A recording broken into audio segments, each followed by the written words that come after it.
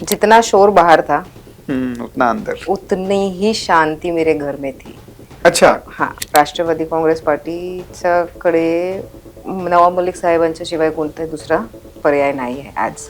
हे मराठीचं जे राजकारण आहे, खास करून मुंबईमध्ये महापौर पदासाठी, त्याकडे तुम्ही कसं बघता? कदाचित माझा वडील किंवा माझा नवरा असं बोलणार की बाबा तुम्ही बुरका घाला बरोबर. हो. कधीही, तर मी असा विचार करणार बाबा मला त्यांचा आदर करायचा आहे की नाही करायचा आहे. पण कधीही माझा वडील किंवा माझ्या नवऱ्याने येणे सांगितलं बाबा तुम्ही बुरका घाला. माझ्याकडे ते राईट आहे की बाबा मला डोक्यावर ठेवायचं आहे, साईडला ठेवायचं आहे, नाही घ्यायचं आहे, ते माझी स्वतःची राईट आहे. मुस्लिम महिलांना जे अधिकार आमच्या समाजाने दिलाय, मला आमच्या कुराणने दिलंय, आमचं लोकांकडे जे आहे, आणि फक्त ते आज नाही आहे, एक वर्ष आधीच आमच्याकडे अधिकार दिला गेला आहे. मला असं वाटतं की बाबा माझ्या डोक्यावर जे दुपट्टा आहे ते नाही हिलू, म्हणून आम्ही ते प्रॉपरली इंटॅक्ट ठेवतात.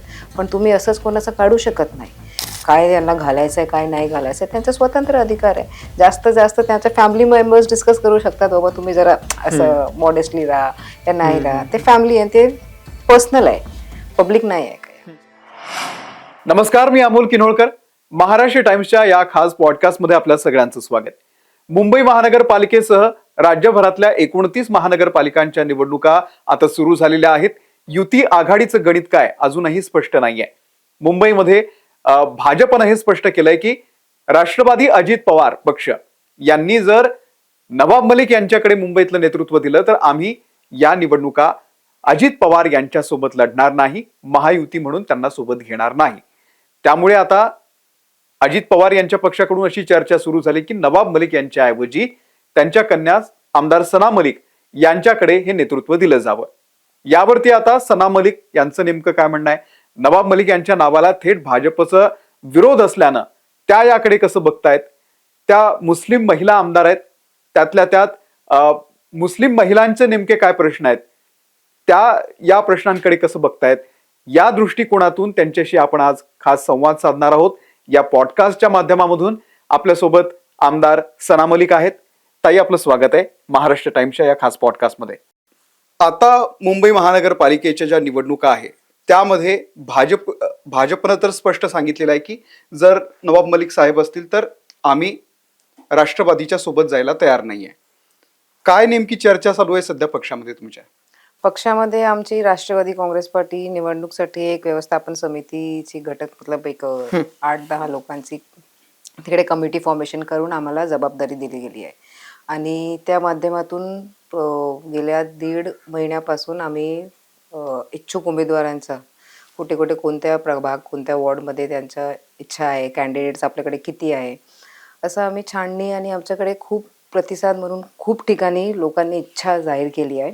आणि त्या अनुषंगाने आम्ही असं कॅटेगरी पण ठरवून आपल्या पक्षाचे जे वरिष्ठ आहे अजितदादा पवार साहेब, प्रफुल्लभाई पटेलजी आणि सुनील तटकरे जी यांच्यासमोर आम्ही सगळे जे डिटेल्स आमचे रिपोर्ट करून ठेवले आहे. आमचे जे संपर्क मंत्री आहे त्यांच्याकडे पण दिली आहे. आणि जे वरिष्ठांचा जसा आदेश येणार, कारण जसं तुम्हाला माहीतच आणि तुम्ही सांगितलं की वडिलांच्या नावाचा खूप त्यांच्याकडे ते आहे, तर म्हणून आम्ही पक्षांच्या वरिष्ठांकडे सगळे ठेवलं आहे. आणि वरिष्ठ गेल्या 2-3 दिवस आधी सुनील तटकरे साहेबांचा आणि भाजपांसोबत कन्व्हर्सेशन झाला होता आणि निर्णय काय झाला अजून आमच्याकडे स्पष्ट नाही आहे. पण जसं आमच्या वरिष्ठांचा आदेश येणार आणि जसं निर्णय तसं आम्ही पुढे जाऊ, पण आमची तयारी पूर्ण आहे. तर ही तुमची पहिली टर्म आहे. खरं तर तुम्हाला गेल्या वेळी BMCच्या निवडणुकीमध्ये अपयश आलं होतं, पण आता या गेल्या विधानसभेमध्ये तुम्ही निवडून आलात, विधानसभेमध्ये पोहोचलात, अनेक प्रश्न सुद्धा तुम्ही मांडलेत. मुंबईच्या दृष्टीनं ते मुलं पळवणारी जी काय टोळी आहे त्याविषयीचा सुद्धा तुम्ही प्रश्न मांडला होता. कसा अनुभव आहे आमदार झाल्यानंतर? कसं बदललंय आयुष्य? 2017च्या BMCच्या निवडणुकीच्या वेळी एक मला वाटतं आज आपण 23 तारखेला आहे, तर एक्झॅक्ट 21 डेज अर्लियर असं की युती ठरवली नाही होती. आणि तेव्हा डिसाईड झालं होतं की सना मलिक आता एक कंटेस्टंट म्हणून वॉर्ड नंबर 165 मध्ये राष्ट्रवादी काँग्रेस पार्टीतर्फे उभे राहणार. तर मला विचारलं गेलं, लोकल कार्यकर्ता आणि सर्वांची मागणी होती, मला विचारलं गेलं म्हणजे जसा आदेश येणार तसं मी फॉलो करणार, मला काही इश्यू हरकत नाही. तर मी 3 आठवड्यात जे काही मला कळलं की बाबा असं आपल्याला प्रचार करायचा आहे, नंतर रॅली करायचा आहे, लोकांना बोलायचं आहे की बाबा आम्हाला मत द्या, हे आमची निशाणी आहे, आणि मला असं वाटलं होतं की बाबा हे जे पारंपरिक तरीका आहे तसंच निवडणूक होतं आणि लोक तुम्हाला निवडून देत आहे. पण जेव्हा पराभव झाला तर असं वाटलं नाही बाबा हे फक्त जे दिसतंय निवडणूक तिथे सीमित नाही आहे. त्याच्यानंतर सुरुवात केली आणि माझं लक्ष कधीही विधानसभाचा निवडणूक लढायचं नाही होतं. कारण ज्या दिवशी रिझल्ट आला वडिलांनी सांगितलं, एकच वर्ड सांगितलं, हार्ड लक. कारण आम्ही घरात 3 लोक उभे होते, माझा काका आणि माझी बुवा आणि मी. तर 2चा विजय झाला होता आणि माझा पराभव. आणि सगळे माझ्या तोंडावर बघत होते, बाबा आता काय करायचं, सेलिब्रेट करायचं की नाही करायचं. तर मी सांगितलं, बाबा तुम्ही सगळे एक्सपिरियन्स लोक आहे, आपण सेलिब्रेट करू. आणि इथे माझी सुरुवात झाली आहे राजनीतीमध्ये, गेल्या ते आपण BMC च्या वेळी. हो गेल्या 2017ला. तर सुरुवात झाली आहे, ते पण आपण सेलिब्रेट करू. पराभव झाला, प्रत्येक वेळी इलेक्शन आहे, विन किंवा लूज हे दोनच ऑप्शन आहे आपल्याकडे. आणि इतके कॅन्डिडेट्स आहे, कोणी लूज होणार आणि कोणी एकच वेळ होणार. तर तसं आपण पुढे घेऊन जाऊ. आणि शेवट जेव्हा पराभव झाला, हार्ड लक म्हणून वडिलांनी त्या दिवशी बोलले. पण दुसऱ्या दिवशी सकाळी त्यांनी मला कॉल करून सांगितलं की आपण नेक्स्ट जेव्हा 2017च्या चुनावच्या नंतर जेव्हा नेक्स्ट महानगरपालिकेच्या निवडणूक येणार, आपण हे सीट काढू आणि आजपर्यंत तुम्ही सुरुवात करा. तर 2017च्या नंतर 2022ला तेव्हा मला असं वाटलं नाही, आपण ऑलरेडी एक सीट आपली वडिलांचा 2014 मध्ये पराभव झाला होता, 2017 मध्ये माझा पराभव झाला. तर मला असं वाटलं की मी माझ्यापेक्षा माझ्या वडिलांसाठी काम करणार, तर मला असं वाटतं की एक मला पण गायडन्स पण भेटणार आणि लोकांमध्ये काय काय अपेक्षा असते. आणि 2019 खूप फार नाही आहे, 19. तर मी वडिलांसाठी काम करायला सुरुवात केली. त्यांच्या मतदारसंघात आपले जे राष्ट्रवादी काँग्रेस पार्टीचे कार्यकर्ते आणि पदाधिकारी होते, सर्वांना सोबत घेऊन काय काय विषय होते, आपला पराभव कशासाठी झालं आणि तुम्हाला काय वाटतं की आपण कुठे कुठे कुठे चुकलं, काय आपली चूक झाली त्या निवडणूकमध्ये. तर खूप ठिकाणी असं आम्ही करून घेतलं, सोशल वर्क करून घेतलं लोकांच्याकडे. त्यांच्या हेल्थ, एड्युकेशन आणि मेडिकलचं जे काही इश्यू होतं ते सगळे सॉल्व्ह करून करून लोकांच्या समोर जाऊन 2019ला साहेबांचा निवडणूकच्या वेळी पूर्ण वॉर रूम सेटअप करून आणि बूथ वाईज बूथ कमिटी सगळे काम कसं करताय आणि निवडणूक ऍक्च्युली कसं लढता येईल ते पूर्ण शिकलो पण आणि साहेबांच्यासाठी केलं पण. तर यश भेटलं. त्याच्यानंतर खूप काही घडलं 5 वर्षात. गेल्या 5 वर्षात खंबीरपणे आपल्या कार्यकर्त्यांसोबत साहेबांच्या मतदारसंघात लोकांसोबत उभे राहिले आणि लोकांनी विश्वास दाखवलं आणि 2024ला मला निवडून आणलं. वा. पण मग त्या आमदार झाल्यानंतर कसं बदललं आयुष्य? आमदार झाल्यानंतर मला असं वाटत होतं की आमदार म्हणून फक्त जसं साहेबांच्या अनुपस्थितीमध्ये मी मतदारसंघाची जिम्मेदारी घेऊन लोकांची जी समस्या होती फक्त ते समस्यावर काम करणे, साहेबांच्या माध्यमातून जे फंड, आमदार फंड असते, ते आमदार फंडच्या माध्यमातून लोकांचं काय हे बांधवायचं, हे सुधारित करायचं, ते सगळे काम करत होते. तर मला असं वाटलं की आमदार म्हणून फक्त मतदारसंघाची ही जिम्मेदारी आणि जबाबदारी तुमच्याकडे असते. पण जेव्हा आमदार झालं, जिंकून आलं, त्याच्यानंतर मला काही युथ फोरम, युथ ग्रुप्स येऊन लागलं, नंतर महिलाचं काही संघटन येऊन लागलं, आमच्या समाजाचे काही लोक पूर्ण महाराष्ट्रामध्ये. तर मला असं वाटलं की माझं काय लेणं देणं आहे या विषयावर, माझं काय लेणं देणं नाही. तर नंतर मला कळलं, बाबा जेव्हा तुम्ही एक आमदार म्हणून निवडून येताय, फक्त तुमच्या मतदारसंघात तुम्ही रिस्ट्रिक्ट होऊन राहू शकत नाही.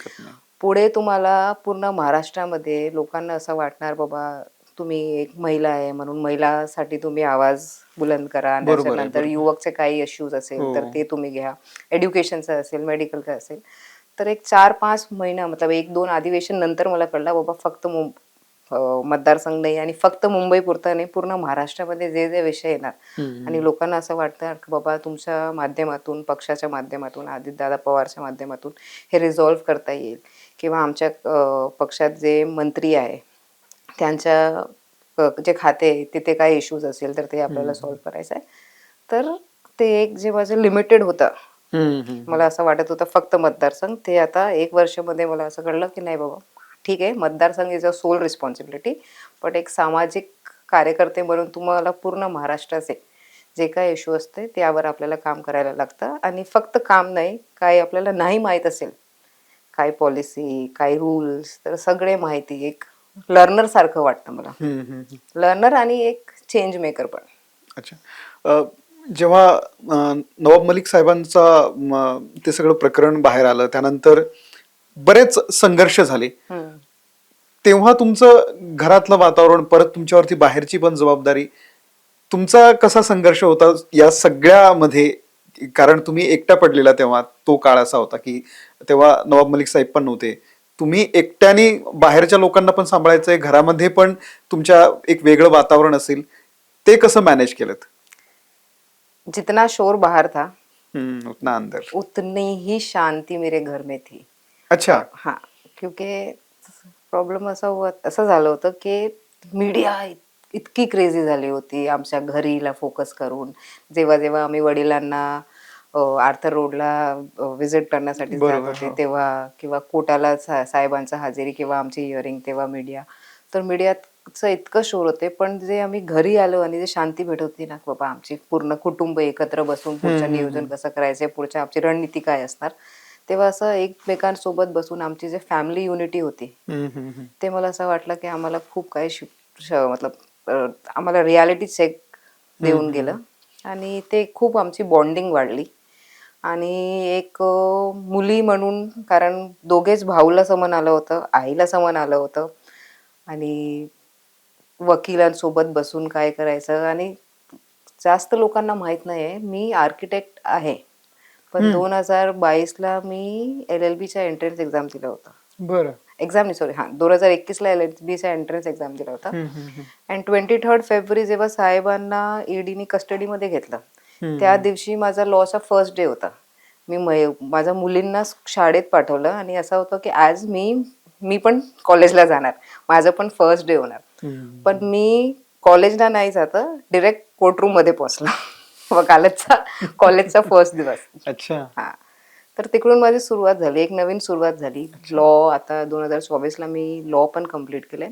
तर प्रॅक्टिकल नॉलेज प्लस लॉची डिग्री विथ ऑलरेडी अन आर्किटेक्टची डिग्री. तर ते कार्ड खूप कठीण होतं, पण मला वाटतं खूप काही सबकाने शिकून आम्हाला दिलं. आणि एक फायटर म्हणून जे साहेबांची ओळख होती, तसेच त्यांची कुटुंबाची ओळख पण निर्माण झाली तेव्हा. बरोबर. आता पुन्हा एकदा BMCच्या निवडणुकीवरती येतो. जेव्हा नवाब मलिक यांच्या नावाला विरोध आहे असं आशिष शेलार यांनी सांगितलं, तेव्हा अशी बातमी आली की अजित पवार यांनी असं ठरवलं की आता नवाब मलिकांच्या ऐवजी सना मलिक यांच्याकडे मुंबईचं नेतृत्व द्यायचं. जर म्हणजे असं झालं तर तुमचा काय प्लॅन असेल मुंबईसाठी? नाही, मला असं वाटतं की हे जबाबदारी घेण्यासाठी पूर्ण मुंबईची, मी माझ्या स्वतःचे मतदारसंघाचे, किंवा मी जिथे 2017ला निवडणूक लढलं होतं, किंवा 1-2 सीट जिथे आम्ही साहेबांचा 2009च्या आधी जेव्हा मतदारसंघ होतं, तिकडे काही लोक आहे माझे ओळखीचे, माझे काकाची सीट आहे, माझी बुवाची सीट आहे, त्या सगळ्या सीटमध्ये आमचे ओळखीचे लोक आहे ना. आम्ही तिकडे गणित पण माहित आहे आम्हाला काय आहे तिकडे, लोक मध्ये आमची ओळख पण आहे, माझी स्वतःची पण ओळख आहे. पण पूर्ण मुंबईची जबाबदारी एक नवीन आमदारला तर मला असं वाटतं ते पॉसिबल नाही आहे. कारण मुंबई खूप इम्पॉर्टंट सिटी आहे, आणि BMC इतकं मोठं महानगरपालिका एक नवीन आमदारला देणं इतकं सोपं नाहीये. मी कमिटीमध्ये आहे, आमदार, एकमेव आमदार म्हणून पण आहे, महिला म्हणून पण आहे तिकडे. पण सोबत आमच्याकडे 2 कार्याध्यक्ष आहे, वडील आहे, ते सगळे विदाऊट गायडन्स ते होणारच नाही. आणि मुंबईची माहिती मला वाटतं राष्ट्रवादी काँग्रेस पार्टीच्याकडे नवाब मलिक साहेबांच्या शिवाय कोणताही दुसरा पर्याय नाही आहे आज. आता एक सर्व्हे आला होता मध्यंतरी की 227 प्रभागांपैकी 47 प्रभाग असे आहेत जिथे मुस्लिम बहुल मतं जास्त आहेत, आणि ते थेट जो विजेता आहे, जो जिंकून येणार आहे, त्यांच्या मतावरती प्रभाव पाडणार आहे किंवा डिसाइडेड. तर ही जी 47 प्रभाग आहेत त्यांना टार्गेट करण्यासाठी राष्ट्रवादीचा आणि एक अल्पसंख्याक चेहरा, एक मुस्लिम आमदार म्हणून तुमची खूप मदत राष्ट्रवादीला सुद्धा होऊ शकते. तर अशा वेळी तुम्ही त्या दृष्टीनं कसा विचार करताय? मी नगरपालिका आणि नगरपंचायतच्या निवडणुकीच्या वेळी मला स्टार प्रचारक म्हणून माझं नाव दिलं होतं पक्षाने. आणि 12-13 जिल्ह्यामध्ये मी फिरून आले, आणि जिथे जिथे फिरून आले तिथे तिथे मुस्लिम पॉप्युलेशन जास्त होते. एक 8 नगराध्यक्ष पद जिंकून आणले आणि खूप काही नगरसेवक. आणि तुम्ही आता बघणार तर तुम्ही बघितलंच असेल की मोठ्या प्रमाणे मुस्लिम मत जे आहे अजितदादांकडे कन्वर्ट झालं आहे. आणि त्यांना असं वाटतं की बाबा सत्तेमध्ये आमच्याकडे एक नेता आहे जे आमचा काय इश्यूज असेल तर ते आमच्यासाठी उभे आहे आणि आमच्या सोबत जे काही सोल्युशन काय पाहिजे ते काढून देणार आम्हाला. लोकांचा विश्वास निर्माण झाला आहे अजितदादा पवार साहेबांकडे. बरोबर बरोबर. आता मराठीवरून बरंच राजकारण सुरू आहे की जसं राज ठाकरे आणि उद्धव ठाकरे म्हणतात की जर भाजपला निवडून दिलं तर उत्तर भारतीय किंवा गुजराती महापौर बसणार आणि आम्ही जर निवडून आलो तर आमचा महापौर मराठीच असणार.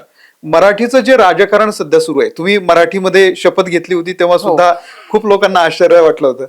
तर हे मराठीचं जे राजकारण आहे खास करून मुंबईमध्ये महापौर पदासाठी, त्याकडे तुम्ही कसं बघता? सी प्रत्येक राज्याकडे त्यांचा एक लोकल आणि रिजनल भाषा असते. मुंबईमध्ये महाराष्ट्रामध्ये मराठी हे मोठ्या प्रमाणात आहे, आपली फर्स्ट लँग्वेज झाली. आणि जेव्हा मी लोकांसोबत बात करते, लोकांना आज पण आश्चर्य वाटतंय की बाबा तुम्ही मराठी इतकी चांगली बोलताय. हा ठीक आहे, थोडं बहुत इकडे तिकडे ग्रामटिकल मिस्टेक्स आणि काही वर्ड्स आहेत ते आपण यूज करताय, पण मराठी लँग्वेज म्हणून ते बोलताय की मराठी बाय बर्थ अँड महाराष्ट्रामध्ये जे मूळ मराठी जे ज्यांना आपण बोलताय ते स्पष्टीकरण कोणीच देत नाही. आणि जे मुंबईचा विषय आहे, मुंबईमध्ये जास्त मोठ्या प्रमाणे मायग्रेंट लोक आहे. मायग्रेंट जेव्हा आपण बोलतो की मायग्रेंट दोन प्रमाणाचे, एक मायग्रेंट म्हणजे 1960 1950 पासून इथे राहता मुंबईकर. आता तुम्ही त्यांना मायग्रेंट बोलू शकत नाही कारण 2-3-4 पिढी इथे. तर मी माझा वडीलचा वडील ते युपीला होतं, पण वडिलांचा जन्माच्या आधी माझे आजोबा आणि आजी इथे मुंबईला होते. पण ते जे एक होतं ना की बाबा फर्स्ट चाइल्डची डिलिव्हरी गावी नाही, फर्स्ट चाइल्डची डिलिव्हरी आईच्याकडे असणार, तर हा माहेरी असणार. तर माझी आजी तिकडे गेली होती, वडिलांचा जन्म तिकडे झाला, पण जन्म झाला 1 ते 40 डेज 3 महिन्याचा काळ होता, त्याच्यानंतर ते मुंबईमध्ये आले. पण त्यांचा जन्म आज पण आपण बोलतो युपी मध्ये झाला, पण ते राहण्यासाठी इथेच होतं. पण त्याच्यानंतर आमची जे पूर्ण जनरेशन आहे त्याच्यानंतर माझी मुले आहे, माझा नेक्स्ट जनरेशन आहे, तो 4 पिढी इथे राहतात. तर तुम्ही यांना मराठी नाही बोलणार तर काय बोलणार? आज पण तुम्ही असं बोलू शकत नाही ना की हे मराठी नाही आहे. तर मराठीमध्ये पण खूप वेगळं वेगळं पदार्थ लोक आहे. तुम्ही असं बोलणार की आज पण ते मायग्रंट आहे तर असं चालणार नाही. तर ते एक जे क्लॅरिटी आहे कुणीही ते क्लॅरिटी देत नाही. तर मला वाटतं की मराठीचं डेफिनेशन एक वेळा ठरलं आणि मायग्रेंटचं डेफिनेशन एक वेळा ठरलं. तुमच्या दृष्टीने काय मराठीची डेफिनेशन? माझ्या दृष्टीने मराठीचं डेफिनेशन म्हणजे जे मुंबईमध्ये राहत आहे, जे जन्मेला मुंबईमध्ये, त्यांची कमीत कमीत एक पिढी तर आधी, एक पिढी आधी जे मराठीमध्ये महाराष्ट्रामध्ये आहे तर ते मराठी माणूस आहे. मी आता फक्त मराठीमध्ये बोलणार म्हणून मराठी माणूस आहे असं नाहीये. कमीत कमीत तुम्ही इथे जन्मेला असेल, तुमच्या एक पिढी आधी पण इथे राहत असेल तर तुम्ही आहे ना, तुम्ही तुमचं पूर्ण आयुष्य जीवन दिलंय ना इथे. पण असे बरेच लोक आहेत ज्यांच्या 2-3 पिढ्या झाल्या ते इथेच राहतात मुंबईमध्ये पण त्यांना मराठी बोलता येत नाही. असे अनेक ऍक्टर पण आहेत. हो, त्यावरती पण बऱ्याच लोकांचा रोष असतो की तुम्ही इतकी वर्षे इतक्या पिढ्या इथे राहतात पण तुम्हाला मराठी बोलता येत नाही. मग विषय कसा आहे की मी जेव्हा माझं एज्युकेशन घेत होता, मी कॉन्व्हेंट स्कूलमध्ये प्रॉपर इंग्लिश माध्यमातून पढले. त्याच्यानंतर मी माझं 11वी 12वी किंवा माझं ग्रॅज्युएशन पूर्ण इंग्लिशमध्ये केलं. लॉच्या डिग्री वयाच्या 35-36 इयर्स मध्ये जेव्हा घेतलं तेव्हा पण पूर्ण इंग्लिशमध्ये. त्याच्यानंतर जेव्हा एज्युकेशनच्या नंतर प्रोफेशनल काम चालू केलं, माझं फर्म सगळे BMCचं सगळे काम, तेव्हा मी आर्किटेक्ट म्हणून अप्रुव्हल सगळे इंग्लिशमध्ये. कम्युनिकेशनचा कधी मराठीचा कधी गरज लागलं नाही. पण जेव्हा मी पॉलिटिकल सिनॅरिओमध्ये आले तेव्हा मराठीचं मला असं वाटलं की बाबा मराठीमध्ये लोकांना बोललं तर अधिकारी पण मराठीमध्ये बोलताय. बरोबर. बिल्डिंग प्रपोजल मध्ये गेलं तुम्ही तर इंग्लिश चालतंय, पण जेव्हा तुम्ही वॉर्डचं कॉर्पोरेशनचं हे सगळे काम चालू केलं तेव्हा मराठीमध्ये स्प्लिट आहे. तुम्ही कोर्टकडे गेलं तर ते इंग्लिशमध्ये आहे. तर ते लँग्वेज डेफिनेशन आपल्याकडे पूर्ण एक आहेच नाही की बाबा इथे पूर्ण लँग्वेज आहे. ती तुम्ही फिल्म इंडस्ट्रीचा बोलताय, फिल्म इंडस्ट्रीमध्ये त्यांच्याकडे पूर्ण इंग्लिशमध्ये जास्त बोलताय. बॉलिवूड म्हणजे हिंदी, तर त्यांचं मूळ हिंदीच आहे. तर ते हिंदीमध्ये बोलताय. पण मला असं वाटतं की जिथे तुम्ही राहताय तिकडे जे भाषा आहे, आपण ते भाषाला प्रायोरिटी देऊन आपल्याला कमीत कमीत बोलता आणि मतलब कन्व्हर्सेशन करता येईल इतकी भाषा तुम्हाला येण्याची गरज आहे. तुमचं मराठी चांगलं आहे तसं म्हणजे म्हणजे होणार, हा आणखी तुम्ही चांगलं होणार. आता म्हणजे तुम्ही आमदार झाल्यापासूनच हा नाही, प्रयत्न करताय? वडिलांचा अटक झाला तेव्हा मी जनता दरबार लावणं चालू केलं. कारण ओके, हा. आणि त्याच्या आधी वडील आमची ऑफिस शिफ्ट होणार होती, पण अटक झाला त्याच्यानंतर नाही झाली. तर मी काय केलं, मी डिसाईड केलं की माझ्यासाठी कोणी तिकडे येणार नाही कुर्ल्याला. बरोबर, हो. तर मी स्वतः इथे जसं होतं ऑफिस प्लास्टिकचा चेअर घालून आम्ही तिकडे बसले.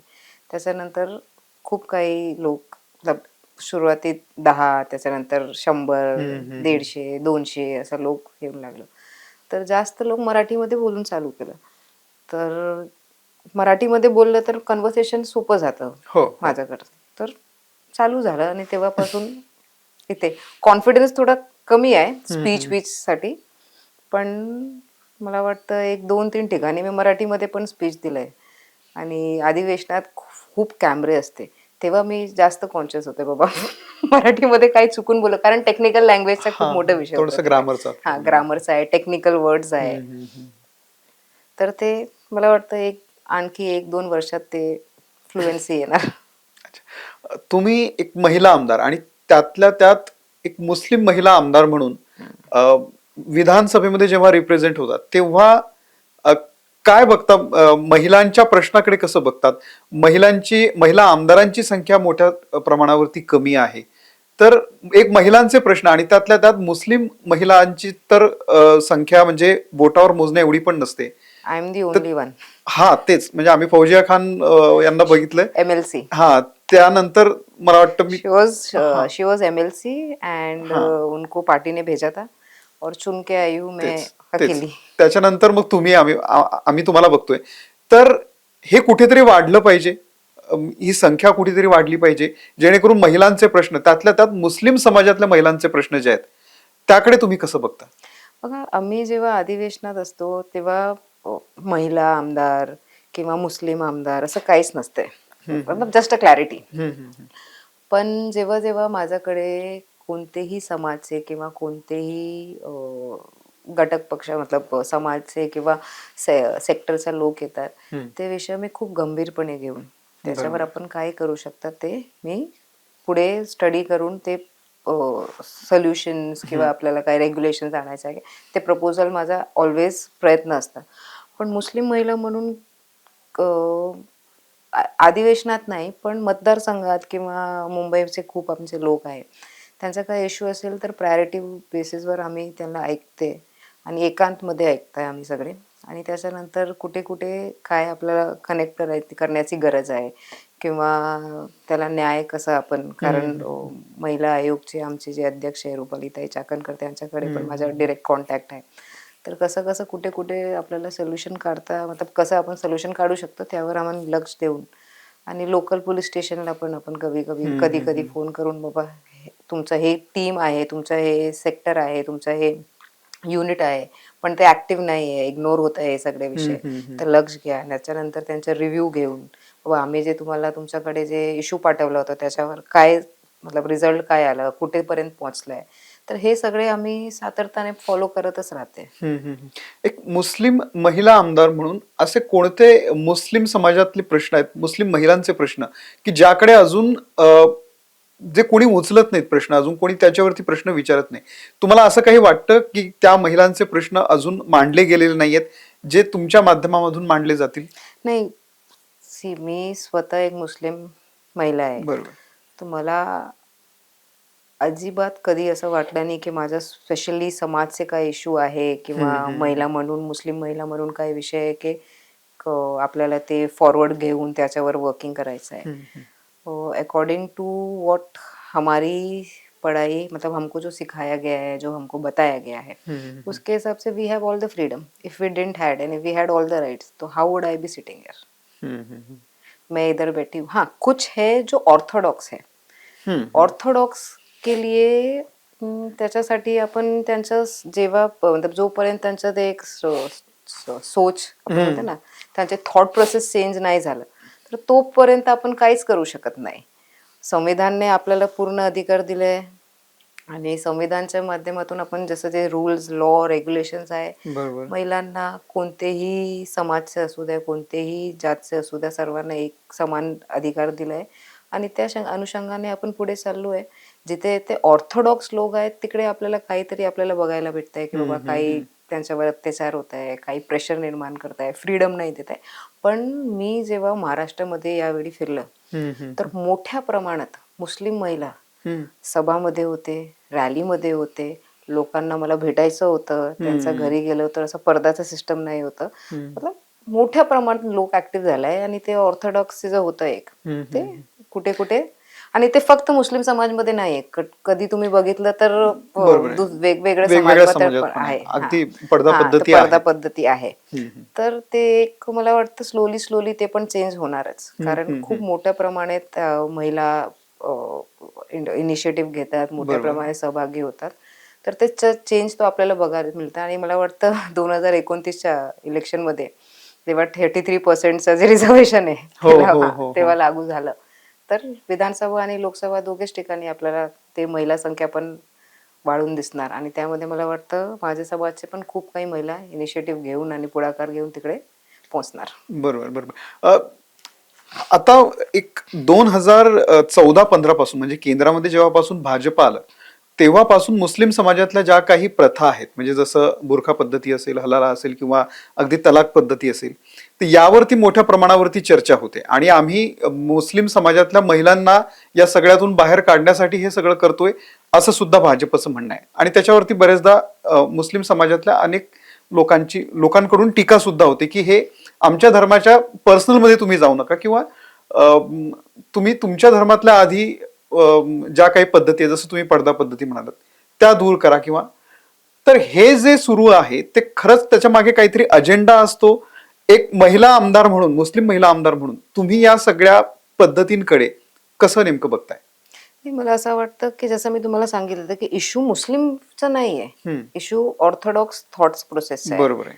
तर पडदा फक्त मुस्लिम मध्ये नाहीये. मुस्लिम महिला पडदा करतात असं नाही, ते त्यांचा अधिकार आहे, त्यांना पडदा करायचा आहे नाही करायचा आहे ते स्वतः ते महिला डिसाईड करणार. कोणी ते ऑर्थोडॉक्स म्हणून त्यांच्याकडे ते बाबा थोपताय की बाबा तुम्हाला असं राहायचं आहे ते तर मला कदाचित माझा वडील किंवा माझा नवरा असं बोलणार की बाबा तुम्ही बुरका घाला बरोबर कधीही तर मी असा विचार करणार बाबा मला त्यांचा आदर करायचा आहे की नाही करायचा आहे. पण कधीही माझा वडील किंवा माझ्या नवऱ्याने येणे सांगितलं बाबा तुम्ही बुरका घाला, ठीक आहे.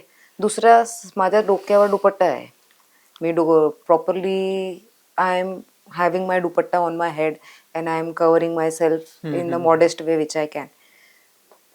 ते माझा स्वतःचा एक डिसिशन होता की बाबा मी आजपर्यंत आजपासून मी आता माझा डोक्यावर मी दुपट्टा ठेवणार. तर मी माझ्या नवऱ्याला सांगितले की बाबा मी आता हे कंटिन्यू करणार आणि वडिलांना सांगितले नाही कारण married I was already married. But people are accepting me the way I am because I have the right. माझ्याकडे ते राईट आहे की बाबा मला डोक्यावर ठेवायचं आहे, साईडला ठेवायचं आहे, नाही घ्यायचं आहे, ते माझी स्वतःची राईट आहे.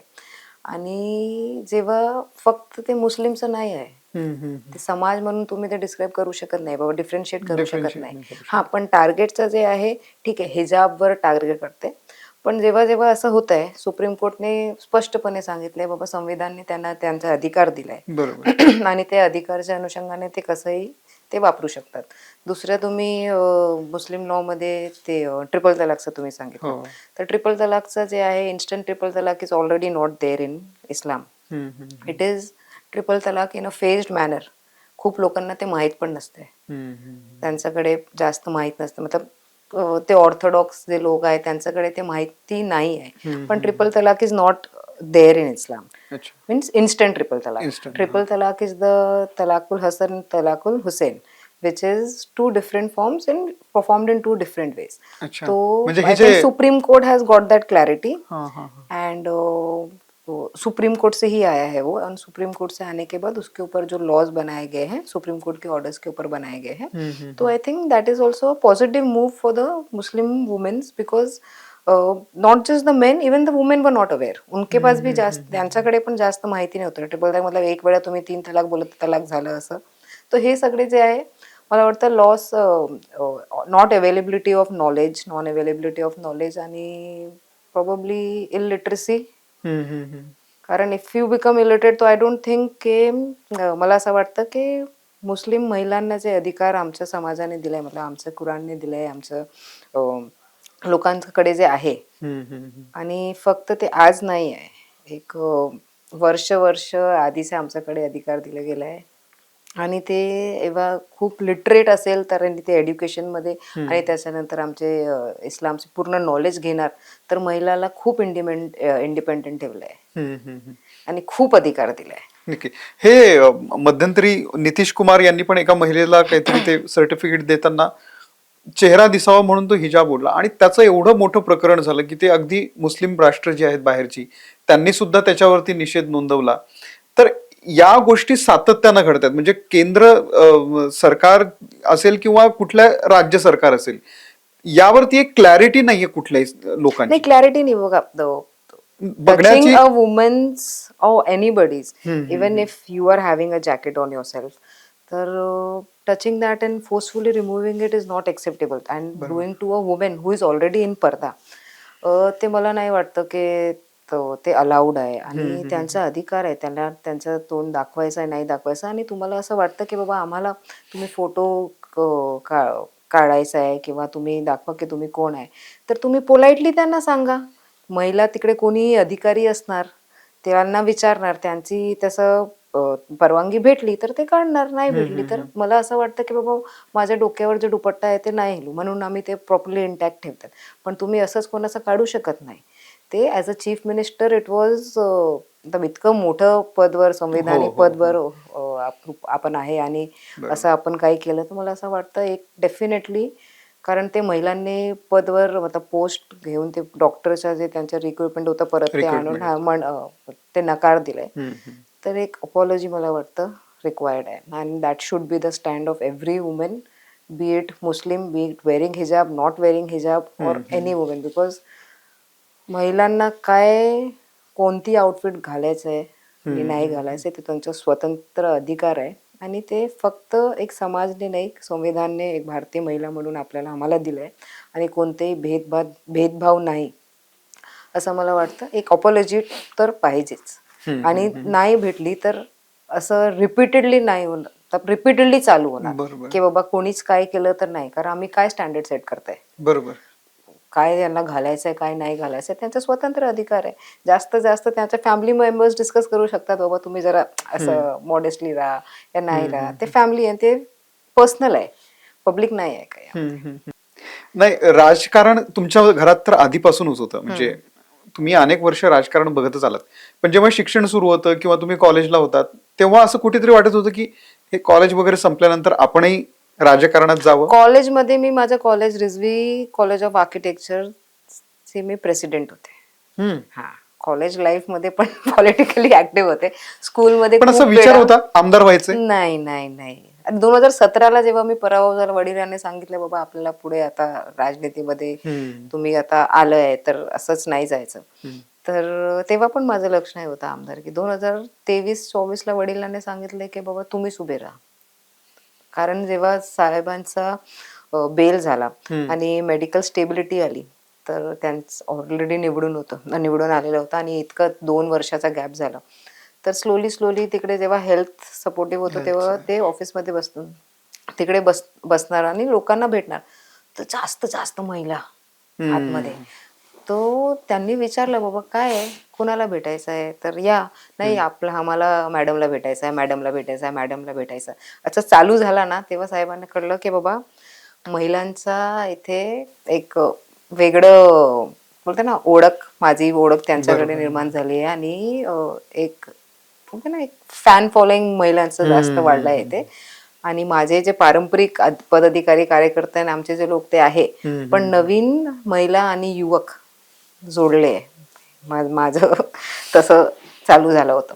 तर वडिलांना वाटलं की तुम्हाला पुढे केलं तर एक उत्साहाने लोक तुमच्या सोबत आहे आणि विश्वास पण आहे लोकांना. तर त्यांनी तिकडे जे लोकल आणि सामाजिक कार्यकर्ते होते, पदाधिकारी होते, त्यांना विचारलं. तर बोले हो साहेब, ते पॉसिबल आहे. तर साहेबांनी सांगितलं आता तुम्ही नगरसेवकचा सोडा, आता आपण डायरेक्ट आमदारकी लढू. आमदारकीच्या वेळी मला प्रश्न पण आला होता, तुम्ही नगरसेवक मध्ये तुमचा पराभव झाला होता, पण आता तुम्ही डायरेक्ट आमदारकीचे स्वप्ने बघतात. पण झालात. झालं का 8 वर्ष मी संघर्ष केलाय ना. बरोबर, 2017ला जेव्हा पराभव झाला त्याच्यानंतर 1-2 महिने ठीक आहे, त्याच्यानंतर मी फील्डवर होतो. बरोबर. 2029 मध्ये कुठे बघता? 2029 मध्ये रिपीट. तुम्हाला खूप खूप शुभेच्छा आहे. Thank you. येत्या काळात खास करून आता बीएमसी साठी दिल्याच पाहिजे तुम्हाला. कदाचित पक्षाने तुमच्यावर जबाबदारी टाकली तर एक मोठी जबाबदारी सुद्धा येऊ शकते. जे काही पक्ष जबाबदारी देणार पूर्ण निष्ठावून पद्धतीने मी तिकडे काम करणार. निश्चित. आमच्या शुभेच्छा आहेत तुम्हाला Thank you, thank you. आणि आमच्यासाठी वेळ काढलात त्याबद्दल खूप खूप धन्यवाद.